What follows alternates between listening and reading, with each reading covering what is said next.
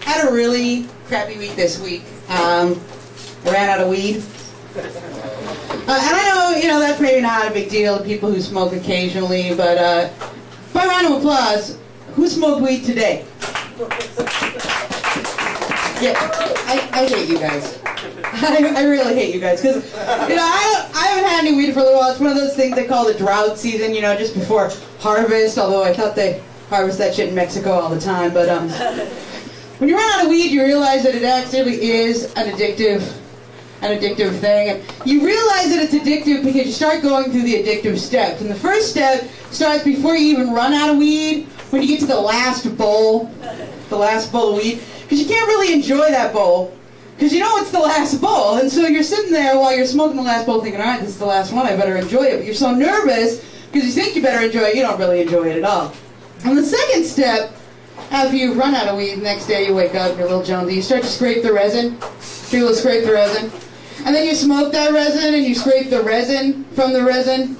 And then you scrape the resin from the resin. And if you've ever heard the mystery of the magical joint, where if you can save 7 roaches from 7 joints, and 7 times 7 times 7 a million times, I don't know, there's math involved there, but I smoke too much weed, so I don't know how that goes. But it doesn't matter, because I can never get down to that many roaches, because I've usually smoked all the little roaches, because I'm looking for weed.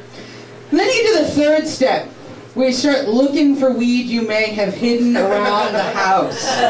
You start thinking, man, there was that denim jacket I was wearing last spring. I might have a little bit in there. And so you look through all your pockets, you got nothing. You start thinking, well, maybe I dropped some weed down on the floor. And so pretty soon you're down on the floor like this. You're looking under the refrigerator. You're like digging out a pile of lint and God knows what. And you start sorting it out between cat hair and cracker crumbs and things that you think may be weed. You have the maybe weed pile. And let me tell you something.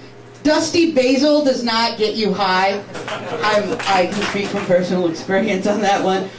So once you're done with that, you've found all the weed and all the weed you can possibly find, or all the basil you can possibly find.